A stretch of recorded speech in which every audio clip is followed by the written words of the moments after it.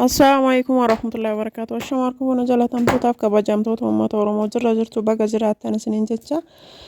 Har'allee waan addaa isinii qabadhee dhufee jira. Meeshaa bareedaa, meeshaa addaa, meeshaa haarawaa qabadhee isinii dhufee jira. Wanti isinirraa eegamu waan lama qofaadha. Tokkoffaa subscribe, like, share gochuudha. Lammaffaan ammoo viidiyoo kana haga xumuraatitti ilaaltanii wanta irraa jaalattan yoo jiraate keessaan na dubbisuu qofa. Fakkaata jechuudha inni kun saaniidha. Saaniin kun akka laastikii jira. Kana qofaa miti kinoo akka sibiila irraa jechuudha. Maashaallah meeshaa babbareedaa oriijinaali. Meeshaa biraandii jedhame asii argama jechuudha. Naannoo kana argama.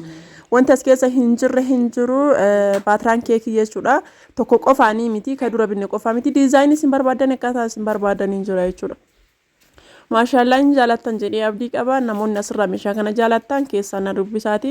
Lakkoofsi bilbilaakii yaallee isinii kenna xumura irratti kana qofaa miti kan hixaana jechuudha. Hixaana itti aarsuu barbaadan taanaaniin kasallinaa qabatu didee ganaa kasala qabsiisaan hin jiru.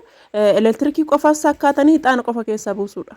Maashaallah baay'ee bareedaadha. Amma teknooloojiin babal'atee jira. Ibiddi naa qabatu dideen hin jiru.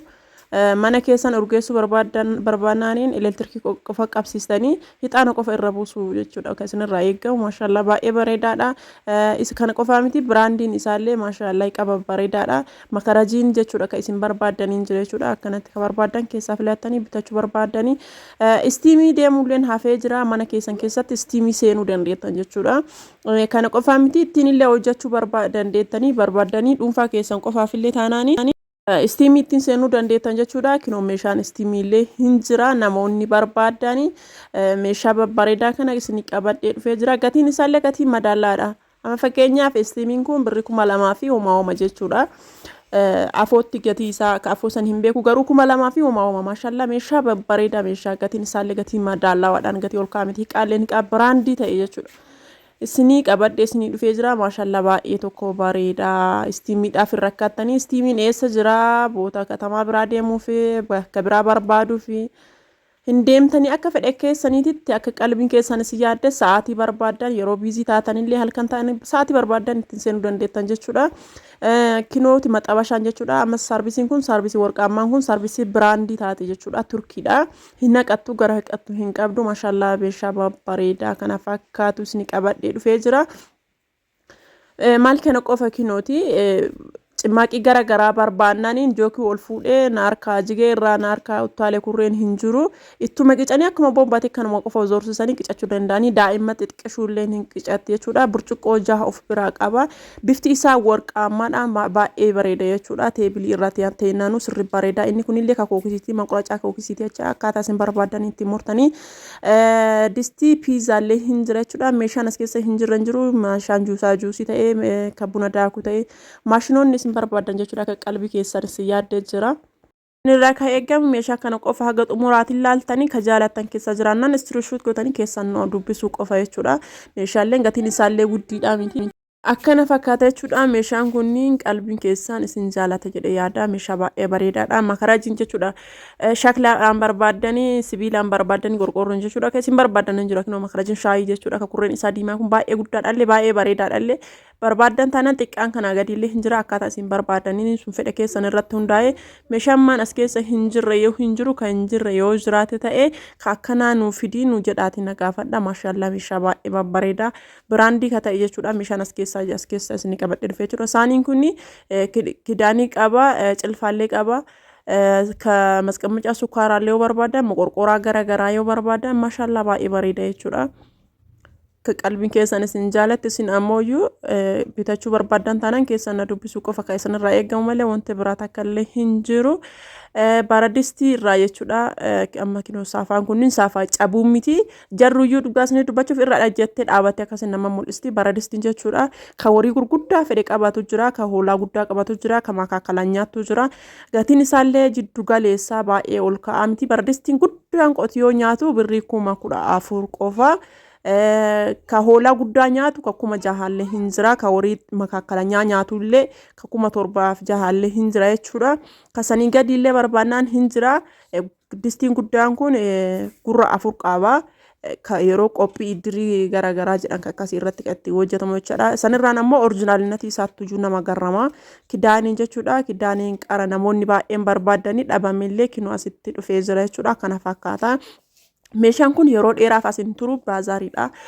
Torbee tokko caala hin turu namoonni bitachuu barbaadan dafaatii bitadha. Baatiraa bareedaatu iyyuu jira. Kana qofaa miti ka bishaan xallaalullee baay'eetu iyyuu jira jechuudha. Ka uffata miiccu maashina uffata miiccu meeshaan adni hin jirre hin jiru. Kanaan durallee waraabee ka'ee na jalaa baada gizee lama sadaffaa irratti waraabuu waan hin dandeenyeef tamuuf biraa qabu isin erge istoofiin ka isin barbaadaniin jira jechuudha.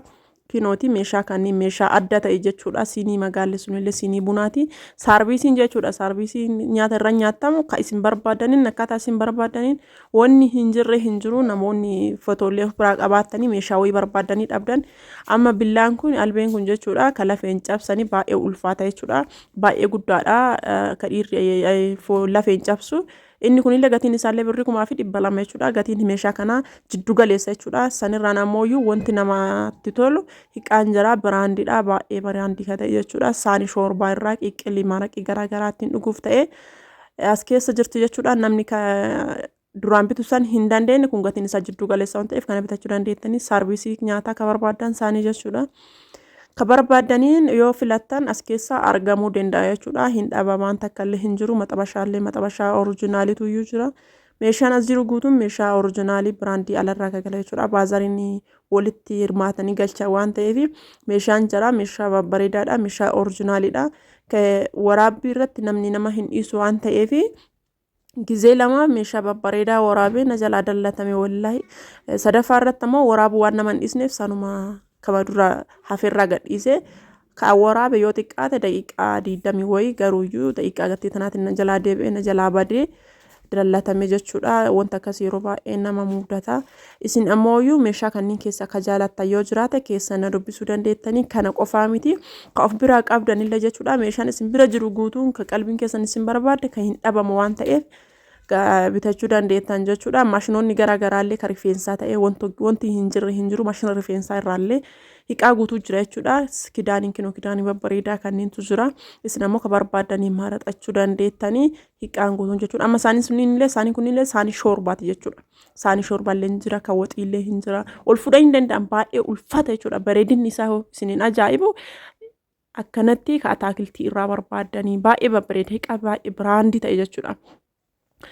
Namoonni barbaadan keessaan na dubbisuu hin irraanfatinaa isiniin jedha. Akkatti bareedu laalame isaanii gurraachi barruun kunuyyuu baay'ee babbareeda jechuudha. Gatiin isaa yoo osoo oovarii ta'eeyyuu akkasii gatiin isaa garuu jiddu galeessa gatii bareedaa jechuudha. Amma isa kana wanta akka daabboo ta'ee ataakiltii garaagaraa waan barbaadan irratti qopheeffachuu dandeettu. Amma isaaniin kun ol fuudhan hin danda'an yoo laalan akkanatti sadarkaa qaba tokkochi guddaa qofa osoo hin taane guddaa jira makaakalanya jira xiqqishaa irra macarrashaatu jira. Isaaniin kunillee akkanatti illee warratti illee hin gurguramu baay'ee babbareeda jechuudha. Isaanii baay'ee bareedu baay'ee namatti tola jechuudha. Meeshaa warraa guutuun isaa akkanuma babbareeda. Namoonni bitachuu barbaadanii akka isin jila hin tarree dafaatii bitadhaa isiniin jedha. Inni kun jechuudha kidaaniidha. Cilfaa qaba yoo barbaadan saarbiisii akka isaallee irratti bituu dandeettanii maashaallah baay'ee namatti tola jechuudha. Saarbiisiin kunoo sadiin isaatti walirratti wallaahi nama ajaa'iba. Birrii 250 sadiin isaa walirra jechuudha. Anaayyuu baay'ee na ajaa'ibe baay'ee nama ajaa'iba jechuudha. Sadiin isaatti akkasii baaradistiin kunoo baaradistii firee meeqaati firee 4 jechuudha. Maashaallah baay'ee namatti tola 2,200 bichaa jechuudha baaradistiin kun jechuudha. Garuu baaradistii fufurdaa san nama na ajaa'ibu baay'ee na ajaa'ibe anayyuu wallahi meeshaan kun meeshaa baay'ee bareedaati. Baay'ee jaaladhee jira isinillee jaalannaaniin keessaa na dubbisa lakkoofsi bilaa kee duwwaa 972 duwwaa 25 19 telegiraamii immoo